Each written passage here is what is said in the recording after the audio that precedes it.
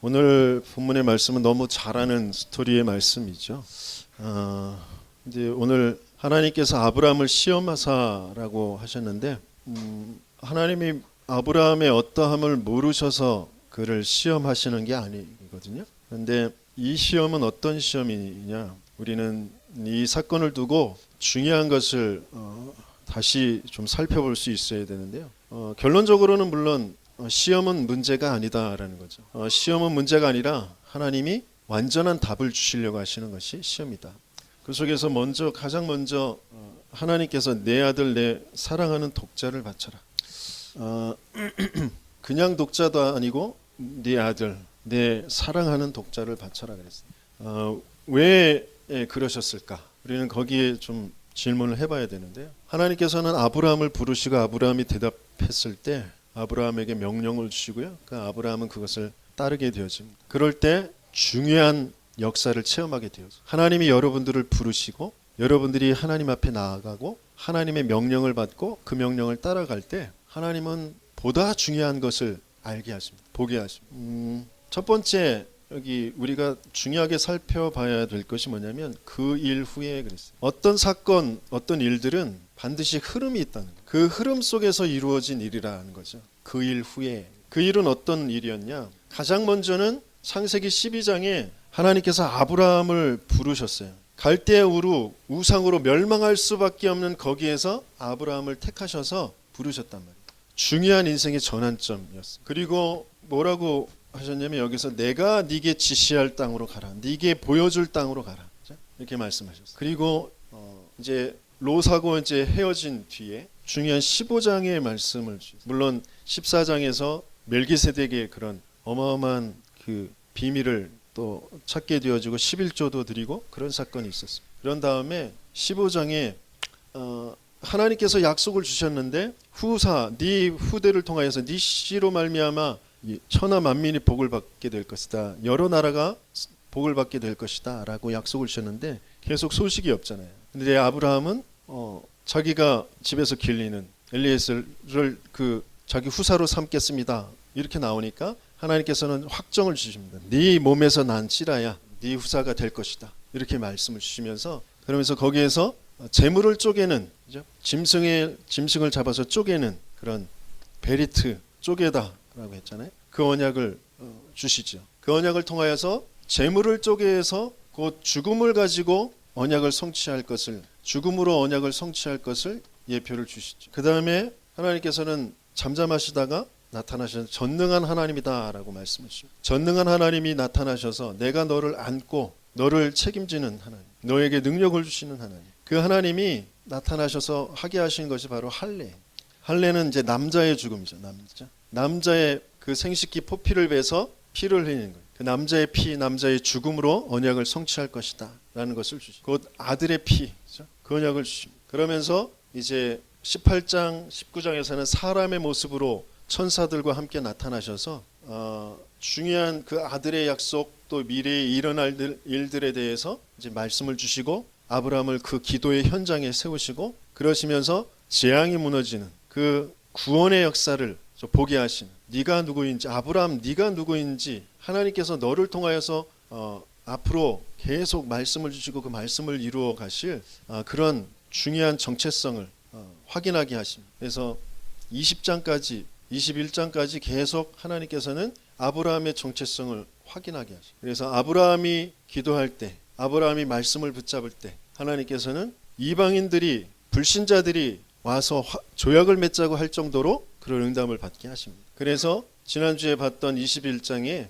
이스마엘 불신앙의 그 씨를 내보내고 그리고 불신자 이방인 아비멜렉과 그 브엘세바의 그런 언약을 맺게 돼요. 그러면서 에셀나무를 심었다. 에셀나무는 이제 왕의 나무거든요. 그걸 심고 하나님의 이름을 불렀다. 곧 예배가 회복되어진 그런 사건 그 후에 18장부터 계속 그 정체성을 확인하게 하시고 그 다음에 이방인들이 볼 정도로 응답을 받게 하시고 예배의 축복 속으로 인도해 가신 그 후에 그러면서 그 예배, 그 제사 그것의 진짜 비밀이 무엇인지를 하나님께서는 이제 이번 22장에 설명을 하시는 겁니다. 그래서 모든 것들은 중요한 하나님의 언약의 흐름 속에서 있는 일들이다라는 게 여러분들이 붙잡아줘요. 그 언약의 흐름 속에서 내가 나도 모르게 갇혀 있는 생각들, 잘못 알고 있는 것들, 그런 것들을 깨고 참된 하나님이 준비하신 것 속으로 들어가는, 그게 되어지는 저와 여러분들 되시기 예수님으로 축원합니다.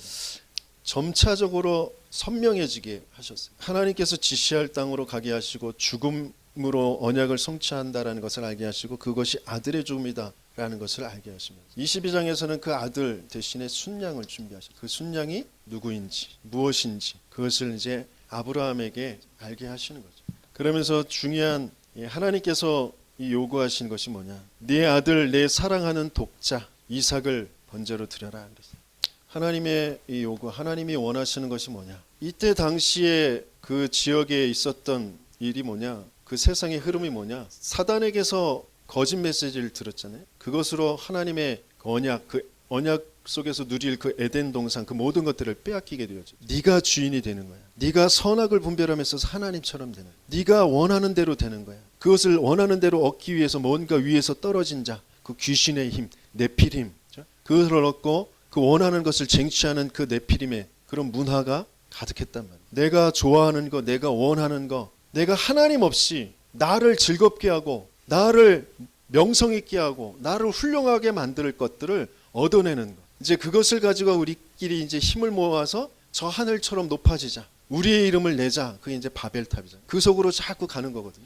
그 속에 계속해서 이루어졌던 게 뭐냐면 인신제사예요. 절대자 어떤 신이 우리 인생을 도와줘야 되는데 그 신이 가장 가치 있게 쳐주는 것이 사람을 드리는 제사다. 우리 한번 찾아보겠습니다. 신명기 12장 31절 말씀. 신명기 12장 31절. 찾으셨으면 같이 읽겠습니다. 내 하나님 여호와께는 내가 그와 같이 행하지 못할 것이라 그들은 여호와께서 꺼리시며 가증히 여기시는 일을 그들의 신들에게 행하여 심지어 자기들의 자녀를 불살라 그들의 신들에게 드렸느니라. 이때 당시에 이루어지는 그 아주 하나님이 가증히 여기 아주 폐역하게 여기는 것이 바로 인신제사. 열왕기하 17장 31절. 그것이 계속 흘러갑니다. 하나님 떠난 인생이 뭔가 내가 답답한 거, 어려운 거 그것을 해결해 보겠다고 하는 그 행위가 이런 행위들이에요. 열왕기하 17장 31절 말씀 읽어보면요. 아와 사람들은 나파스와 다르닥을 만들었고 수발 와임 사람들은 그 자녀를 불살라 그들의 신 아드람멜렉과 아남멜렉에게 드렸으며 멜렉 그런 신들에게 자기의 자녀를 불살라 드렸다 그랬어요. 예레미야서 7장 31절 말씀 한번 또 찾아서 읽어보도록 하겠습니다. 예레미야서 7장 31절 다 31절인데 예레미야 7장 31절 구약성경 1063페이지에 있습니다. 1063페이지 같이 읽겠습니다. 흰놈의 아들 골짜기에 도벳 사당을 건축하고 그들의 자녀들을 불에 살랐나니 내가 명령하지 아니하였고 내 마음에 생각하지도 아니한 일이니라 그랬어요. 인생에 와 있는 여러 가지 어려운 문제들이 있단 말이에요. 인간의 힘으로는 도무지 해결할 수 없는 자연재해들이 있고요. 병들이 있고요. 여러 가지 그런 기근들이 찾아오고 그러면 이제 먹을 것이 없어서 이제 죽잖아요. 그런 문제들을 내가 해결해 보겠다고 하는 거죠. 어떻게든지 그거 해결책을 찾아서 해결해 보겠다고 하는 거예요. 조금 좋은 쪽으로 하는 발전되어지는 것이 이제 문명이고 과학이고 지식들입니다. 그러나 여전히 계속 되어지고 있는 것이 뭐냐면 우상숭배 종교라는 거죠. 뭔가에 빌고 공을 들이고 부적 붙이고 주문을 외우고 절하고 뭐 그러면서 그 문제를 해결해 보려고 하는데 그 중에 가장 강력한 도구가 인신제사였다는 거예요. 자기 자녀를 잡아서라도 이 문제를 해결해 보겠다는 거예요. 병과 기근과 이런 것들을 이 보급품을 해결해 보겠다고 하는 거예요. 그런데 하나님께서 갑자기 인신제사를 드리라는 거예요. 이게 무슨 말일까? 왜 그러실까? 여러분들 질문해 보셔야 돼요. 내가 하나님의 자녀인데 내가 구원받은 하나님의 자녀인데 하나님이 왜 이러실까? 왜 내게서 이것을 가져가실까? 왜 내가 이거 안 될까? 질문해 보셔야 돼요. 하나님이 원하시는 거 너에게 아들이 수만 명이 있어서 그 수만 명 다 잡아도 해결할 수 없다라는 거예요. 인생의 문제가 아들 잡아서 해결되어질 것이 아니라는 거예요. 네 선한 것으로 네 공로로 네 열심으로 해결할 수 있는 인생의 문제가 아니라는 거예요. 이 문제 해결하려고 하는 그 자체가 지금 사단의 틀에 잡혀져 있는 거라. 사단의 거짓말 그 자체가 죄라는 거예요. 하나님 믿지 않고 하나님 떠나 있는 그 상태에서 벌어지는 일이라는 거예요. 그래서 인생의 문제가 진짜 무슨 문제인지를 알 수 있게 하시는, 그게 하나님이 지금 아브라함을 통하여서 아브라함을 시험하시는 게 아니라 인생 전체에 지금 뭔가를 지금 알게 하시는 거예요. 중요한 흐름을 두고 선명하게 하나님이 약속하신 것이 무엇인지, 하나님이 행하시려고 하시는 일이 뭔지, 인간을 어떻게 구원하시려고 하시는 것인지, 그것을 더 선명하게 이제 마지막 확실한 정점을 찍으시는 거예요. 네가 지금 발버둥 치고 해결해 보려고 하면 할수록 계속 빠져드는 그 문제의 정점이 뭐냐? 하나님은 아브라함에게 하나님의 복음을 보게 하시는 거예요. 하나님이 원하시는 건 복음을 바라는 거예요. 아브라함은 순종을 했죠. 우리 권사님이 성령의 감동을 받아서 아시고 하셨는지 모르겠지만 순종보다는 믿음이라고 해요. 제사보다는 순종이 낫고 순종보다는 믿음이다. 아브라함은 어떤 믿음을 가졌냐면 히브리서 11장에 보면, 우리 히브리서 11장 말씀을 찾아볼까요? 신약성경 365페이지에 있습니다. 히브리서 11장 17절에서부터 19절까지 같이 읽어보도록 하겠습니다. 아브라함은 시험을 받을 때에 믿음으로 이삭을 드렸으니 그는 약속들을 받은 자로 돼 그 외아들을 드렸느니라. 그에게 이미 말씀하시기를 네 자손이라 칭할 자는 이삭으로 말미암음이라 하셨으니 그가 하나님이 능히 이삭을 죽은 자 가운데서 다시 살리실 줄로 생각한지라. 비유컨대 그를 죽은 자 가운데서 도로 받은 것이니라.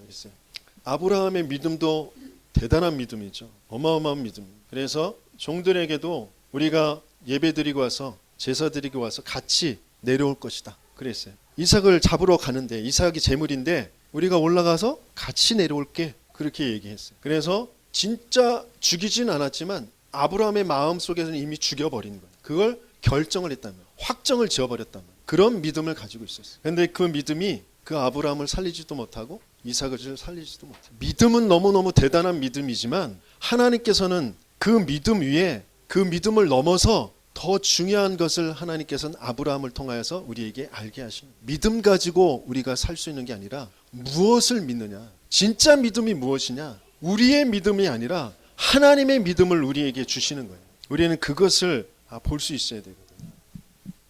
시대가 어떤 분위기, 어떤 상황 속에 이루어진 일들인지, 어떤 흐름 속에서 이루어진 일들인지 여러분들이 잘 보셔야 돼요. 인신제사가 행행했던 그런 시대, 그것으로 뭔가 문제를 해결해 보려고 했던, 내가 원하는 복을 받겠다고, 내가 원하는 그런 것을 얻어내겠다고 하는 그런 거랍니다. 내가 원하는 어떤 목표를 두고 굶고 봉사하고 헌금하고 그러면서 그걸 얻어내려고 하는 그 믿음, 그 우상숭배하고 똑같은 믿음, 그런 거 하나님께서 원하시는 게 아니라, 하나님께서 지금 모리아 땅으로 가라고 그랬어요. 내게 일러준 한 산에서 그를 번제로 드려라 그랬어요.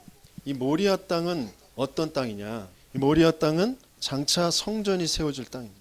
역대하 3장 1절에 말씀에 보면 솔로몬이 예루살렘 모리아 산에 여호와의 전 건축하기를 시작하니 그곳은 전에 여호와께서 그의 아버지 다윗에게 나타나신 곳이요 여부스 사람 오르난의 타작마당에 다윗이 정한 곳이라. 솔로몬이 성전을 세우는 땅인데 거기엔 특별한 사건이 있어요. 다윗이 오르난의 타작마당에서 정한 곳이다. 이 오르난의 타작마당의 그 사건이 무슨 사건이에요? 역대상 21장에 보면 암몬과 블레셋을 무찌르고 굉장한 이제 강력한 그런 나라가 되어진 그런 이스라엘 그 왕 다윗이 이제 인구를 조사하라고 요압에게 시킵니다. 그때 요압이 그건 하나님이 원하시는 것이 아닙니다. 막습니다. 그런데 강력하게 다시 시켜서 조사를 시킵니다. 그래가지고 하나님 앞에 벌을 받게 돼요. 왜 하나님은 인구 조사하는 것을 벌을 주셨을까? 그 전에 다윗은 약한 그 가운데에서 하나님 앞에 기도해가지고 하나님의 그 인도하심과 하나님의 역사를 기다리며 하나님의 그 하시는 그 명령에 따라서 모든 것들을 움직였거든. 그런데 이제 하나님의 힘이 필요 없어. 우리가 그만큼 강력해졌어. 우리의 힘을 세서 우리가 군사를 정비해서 정복하러 나가자. 이런 중심을 가지고 있던 거예요. 그러니까 하나님이 그걸 굉장히 원하시는 것이 그래서 세 가지 중에 선택을 해라. 3년 동안 기근이 드는 것, 석 달 동안 적군에게 그 적군의 칼에 쓰러지는 것, 3일 동안 전염병이 드는 것. 어떤 거 선택할래? 그랬더니 그래도 제일 약한 게 3일 동안이잖아요. 3일 동안 전염병. 그거를 선택했어요. 근데 7만 명이라는 사람이 죽었어요. 그때 하나님께서 천사들을 중지시켜서 천사들이 서 있는 곳이 오르난의 타작마당이었어요. 오르난이라는 사람의 타작마당에 가서 이 다윗이 이제 그 앞에 넙죽 엎드리게 되었어요. 그때 이제 회개하고 제가 범죄했습니다. 제가 하나님 앞에 정말 죄를 범하였습니다. 내가 이곳에서 이제 하나님 앞에 딱 엎드릴 때 하나님께서 천사들을 통하여서 이곳에 제단을 쌓아라. 그게 명령을 하십니다. 그래서 그곳에서 제단을 쌓죠. 언약궤는 성막은 기브온 산당에 있고요. 언약궤는 다윗성에 있었어요. 그런데 여기 그 오르난의 타작마당 곧 모리아산 거기에 제단을 쌓게 되어지고 그곳에 성전을 세우게 되어집니다. 그냥 하나님께서 하시는 말씀이 아니고 아브라함이 있었던 곳에서 3일이나 쉬지 않고 걸어야 갈 수 있는 그 거리 80km 가까이 되어지는 떨어져 있는 그 거리가 모리아산이었어요. 거기로 데리고 가라고. 가는 동안에 별별 생각이 들겠죠. 우리의 막 인본주의 쓰는 그 계산으로 생각하면 막 별별 생각을 다 할 거냐. 이 아들을 바쳐야 되나 말아야 되나 막 중간에 여러 가지 생각들이 들 거 아니에요. 그 3일이라는 시간을 걸어가게 하십니다. 그런데 그곳이 어느 곳이냐? 바로 성전이 세워질 것이고 그리고 그 성전이 세워지는 곳에서 약 340m 떨어진 거기서 바라보는 조금 높은 곳이 바로 십자가가 설 곳. 예수님이 십자가에 달리실 곳. 그걸 골고다라고 하잖아요. 그게 아랍어로 암모노로 골고다고요. 그리고 그 헬라어로 갈보리. 똑같은 말입니다. 해골이라는 뜻. 갈보리산. 그게 모리아산 영역에서 이루어지는 하나님께서 뭘 지금 아브라함을 통하여서 우리에게 알게 하시는지 우리는 그걸 봐야 되거든요. 레위기 1장 11절의 말씀에 보면 그가 제단 북쪽 여호와 앞에서 그를 잡을 것이요 그것들을 잡을 것이요 아론의 자손 제사장들은 그것의 피를 제단 사방에 뿌릴 것이다. 성전을 세워서 거기에 제단을 세워서 북쪽에서 제물을 잡고 그리고 사방에 피를 뿌리라. 제사법에도 그렇게 나와 있어요. 왜 북쪽이라고 하셨을까? 그 북쪽이 바로 그 제단의 북쪽이 십자가가 설 것이고 하나님은 모든 말씀 모든 언약을 이곳으로 가지고 가십니다. 우리에게 이걸 확인하게 하시는 거예요. 여러분이 그래서 이 십자가가 여러분들에게 와닿지 않으면 아무것도 안 돼요. 여호와 이레 우리가 말하는 여호와 이레는 정말 잘못된 여호와 이레 14절 우리 같이 읽어볼까요? 다시 돌아와서 창세기 22장 14절 창세기 22장 14절 같이 읽습니다. 아브라함이 그 땅 이름을 여호와 이레라 하였으므로 오늘날까지 사람들이 이르기를 여호와의 산에서 준비되리라 하더라 그랬어요.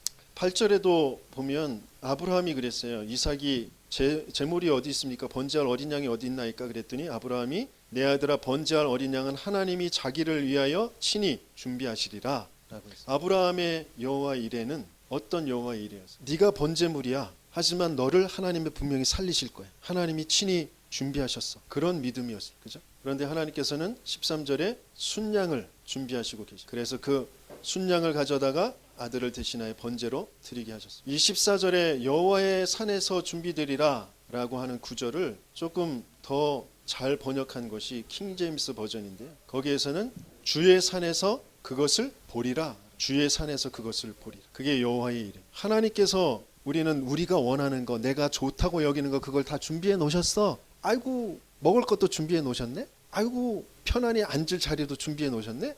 만원버스에서 지하철에서 여호와 이레. 우리는 그러잖아요. 그죠? 그게 여호와 이레가 하나님이 원하시는 하나님이 우리에게 알게 하시는 여호와 이레는 주의 산에 준비되리라. 주의 산에서 보이리라. 갈보리 산에서 하나님의 산에서 하나님이 보여주실 것. 그게 여호와 이레. 우리 인생의 모든 문제가 어떤 문제인지 우리 잘 봐야 됩니다. 내가 지금 고통하고 있는 문제, 고민하고 있는 문제가 무슨 문제냐? 사단에게 지금 갇혀 있는 문제라니까요. 내가 지금 죄에 묶여 있는 문제란 말이에요. 내 마음과 생각이 묶여 있어요. 나도 모르게 그 지옥의 배경에 빠져 있단 말이에요. 이 상태에서 뭐가 있어야 된다. 이게 없네. 이렇게 돼야 되는데 안 됐네. 이게 좋네. 나쁘네. 그러고 있는 문제란 말이에요. 그걸 있다고 해서 가졌다고 해서 그게 인생의 문제가 해결되어지는 게 아니에요. 내가 행복한 게 아니란 말이에요. 그게 된다고 해서 그게 나를 살게 하는 게 아니란 말이에요. 잠깐은 편안하겠지. 편안해지는 것과 내 인생이 평안해지는 것하고는 아주 달라요. 하나님은 우리에게 평안을 주시려고 하죠. 먼저 해방부터 받아요. 돈이라는 문제에 돈이 생기는 게 답이 아니라니까요. 돈에 내가 묶여 있을 수밖에 없는 이 사단에게 갇혀 있고 죄에 묶여 있고 지옥의 배경 속에 있는 거기에서 해방부터 받아야 돼요. 병이라는 것이 낫는 게 중요한 게 아니라 병에 묶여 있는 게 해방부터 받아야 돼요. 사람들이 나를 좋아해주고 인간관계가 갈등이 없어지는 게 문제가 아니라 사람에 묶여있는 거기에서 내가 해방부터 받아야 된단 말이에요. 하나님이 준비하신 여호와 이레, 하나님의 산에서 보이리라. 하나님의 산에서 보게 하시는 게 뭐예요? 하나님의 아들이 나타나신 것은 마귀의 일을 멸하려 하심이라. 우리를 죄에서, 생명의 성령의 법이 죄와 사망의 법에서 너를 해방하였습니다. 하나님 떠난 그 지옥 같은 삶에서 나를 하나님 만나게 하는 길을 열어줍니다. 그게 십자가의 사건이에요. 그게 예수의 사건이란 말이에요. 그게 여호와의 이레란 말이에요. 잠깐 편안한 거, 그게 여호와의 이레가 아니라. 안 돼도 괜찮아, 없어도 괜찮아. 내가 조금만 그 평안을 누리고 있으면 하나님께서 내게 증거를 주시죠. 그것을 이길 수 있는 힘을 주시죠. 그걸 내가 찾아야 된단 말이에요. 그래서 그 결과가 뭐예요? 여호와의 일의 그 결과가 10절 18절 같이 있습니다. 내가 네게 큰 복을 주고 네 씨가 크게 번성하여 하늘의 별과 같고 바닷가의 모래와 같게 하리니 내 씨가 그 대적의 성문을 차지하리라. 또 내 씨로 말미암아 천하 만민이 복을 받으리니 이는 네가 나의 말을 준행하였음이니라 하셨다 하니라 그랬어요.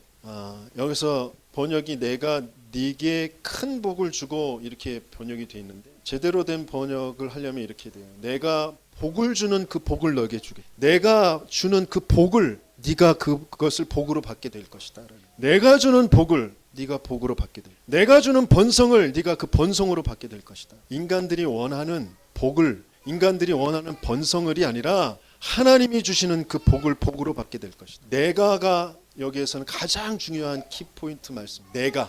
내가가 누구예요? 하나님, 여호와가, 주가 복을 주는 그 복을 받을 것이다. 주가 주는 그 번성을 번성케 받게 될 것이다. 주인이 바뀌어야 돼. 내가 무엇을 주인으로 삼고 있는, 주인을 바꾸어 주시고 그 복과 번성을 주시는 것인데, 주인을 바꾸면 뭐부터 되는 거예요? 해방부터 받는. 내가 원하는 그 복 때문에 묶여 있거든요. 돈이 복이고 건강이 복이고 뭐 잘 되는 게 복이라고 생각하고 있으니까 그거를 애써서 인신 제사까지 드리려서 해결해 보려고 하는, 자꾸 그런 쪽으로 간단 말이에요. 그것으로 너희들 해결되지 않아. 너희 자식들 수만 명 잡아봐라. 원망하고 낙심하고 아니면 그것을 긍정적으로 적극적으로 열심히 해가지고 그것들을 쟁취하는 삶으로 가봐라. 나를 강화시키는 쪽으로. 나만 잘 되면 돼. 내가 잘하면 돼. 내가 긍정적으로 생각하고 적극적으로 생각해서 나를 발전시키면 돼. 그것으로 인생이 해결되어지는 거 아니다. 주인을 바꿔라. 복이 뭔지 번성이 뭔지 그것을 바꿔라. 거기서 해방부터 받아라. 그게 이루어지는, 그 결과가 나타나게 되어지는. 그래서 내 씨가 그 대적의 성문을 차지하리라 그랬어요.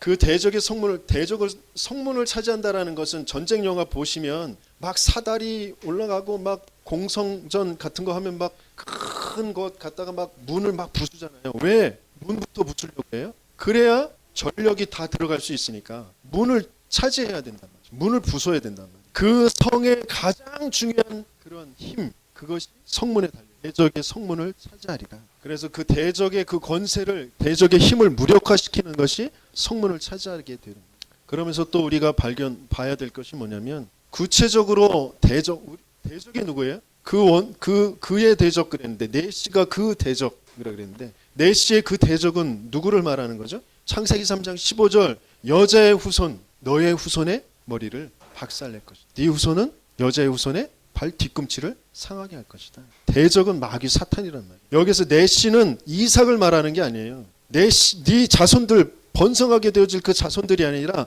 한 사람 말하는, 단수란 말이에요. 그 씨는 예수를 말하는, 그리스도를 말하는, 그 그리스도가 그 마귀 사탄의 성문을, 그 권세를 무력화시킬 성문을 차지할 것이다. 그러면서 좀 더 우리가 구체적으로 좀 생각해 봐야 될 게 뭐냐면, 마귀가 나를 뚫고 들어오는 그 문이 뭐냔 말이에요.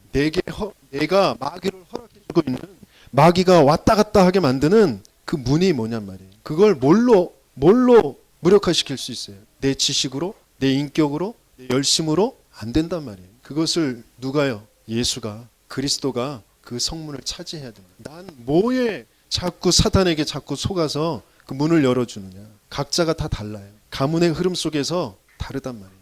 거기에 그리스도가 보여져야 돼요. 여호와 이레가 하나님이 그 주의 산에서 보여줄 그것이 내게 진짜 보여지냔 말이에요. 난 그것을 바라보고 있냔 말이에요. 십자가에서 이루실 그 일이 바라봐지냔 말이죠. 끊임없이 이거 바라보고 있잖아요. 이거. 초대교회 그리스도의 그 부활을 본 사람들도 뭐라고 그래요? 이스라엘 나라를 회복하심이 이때니까 이거 바라보고 있단 말이에요. 내 병 낫는 게 언제입니까? 내 자식 고쳐지는 게 언제입니까? 우리 부모, 내 남편, 내 아내 바뀌어지는 게 언제예요? 우리 언제 좋은 집 살아봐요? 그것만 계속 바라보고 있어요. 여호와 이레를 봐. 하나님이 보게 하시는 것 봐요. 그때에 진짜 주인이 바뀌고 해방되어지고 대적의 성문을 차지하게 되어지죠.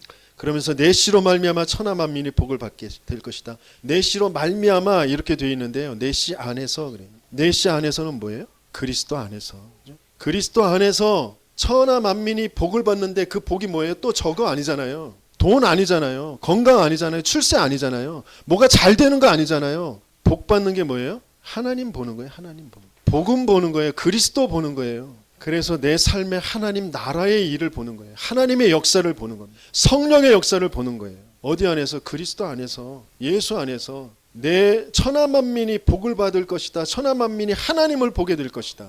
이스라엘 통하여서 하나님께서 계속 하시는 말씀이 내가 너의 하나님 되고 너는 나의 백성이 되고 천하 만민이 나를 보게 될 것이다. 그거예요. 하나님께서 우리에게 주시는 그 시험, 그건 기회이자 전환점. 어떤 기회예요? 복음을 체험하는 기회입니다. 아브라함을 통하여서 하나님께서는 아브라함이 훌륭한 믿음을 가진 것 같지만 그걸 뛰어넘어서 하나님은 그 믿음도 칭찬해 주셨어요. 그걸 사용하셨어요. 그 믿음 가지고 하나님께서 기뻐하시는 건 뭐냐면 그가 순종했기 때문에 아들까지도 잡으려고 순종했기 때문에 하나님께서 인생에게 보게 하실 여호와 이레를 나타내 보이실 수 있게 되어진 거. 그것 때문에 아브라함을 칭찬하신 거예요. 아브라함이 가지고 있는 이 믿음 가지고는 이스라엘을 살릴 수가 없어요. 자식까지도 바칠 그 믿음 가지고 이스라엘을 살릴 수가 없다고. 뭘 믿어야 돼요? 십자가, 여호와 이레, 예수, 그걸 믿어야 된단 말이에요. 그걸 봐야 된단 말이에요. 그래야 여기에서 해방된다. 그래서 그것을 체험하는, 복음을 체험하는 기회가 모든 시험, 모든 문제예요. 진짜 복음이 맞구나를 체험할 수 있는, 복음 아니면 안 되는구나라는 것을 체험할 수 있는, 그리고 전환점이 되어지는 거죠. 내가 가지고 있었던 훌륭한 것이지만 나에게 있어서는 최선이었지만 최고였지만 그것을 뛰어넘는 하나님의 것으로 내 세트를 갖추게 되어지는 전환점이 되어지는 거예요. 내가 가지고 있는 고정관념, 누구 때문에 뭐 때문에, 교회 안에서도 마찬가지예요. 목사, 장로, 사람들, 어른들, 뭐 아이들, 뭐 갖가지 사회, 여러 가지 것들이 있습니다. 그 예틀이 있어요. 그것을 뛰어넘어서 하나님의 것을 봐요. 하나님이 나에게 원하시는 게 뭐냐, 하나님이 내게 지금 요구하시는 게 뭐냐. 하나님은 우리에게 하나님이 준비하신 복음 보게 원하십니다. 예수 보기를 원하십니다. 그 그리스도가 정말 체험되어지길 원합니다. 그것 가지고 다른 사람들을 살려내기를 원하십니다. 많은 사람들이 지금 거짓된 것에 빠져서 틀린 것에 지금 갇혀가지고 왜 병드는지도 모르고 병들어 가고 있습니다. 마음과 생각이, 정신이 병들어 가고 있습니다. 교회 안에서도 마찬가지입니다. 물론 지금 시급한 여러 가지 일들이 많이 있습니다. 하지만 그것에 자꾸 쫓아가다 보면 본질적인 걸 놓쳐버려요. 근본적인 것, 본질적인 건 예수예요. 예수 몰라서, 예수 안 바라봐서 자꾸 갇히는 거예요. 이 세상 모든 것들이 다 마찬가지예요. 교육계도 엄청 시급해요. 경제도 시급합니다. 청년 실업도 시급해요. 모든 부분이 다 시급합니다. 하지만 그것의 본질은 하나님 놓쳐서 그런 거예요. 언약 놓쳐서 그런 거예요. 진짜 언약을 아는 자들이 진짜 언약의 삶을 살아갈 때 나머지 하나님께서 그곳에 준비하신 것들을 보게 하시는 것이, 그런 증인들이 되시길 예수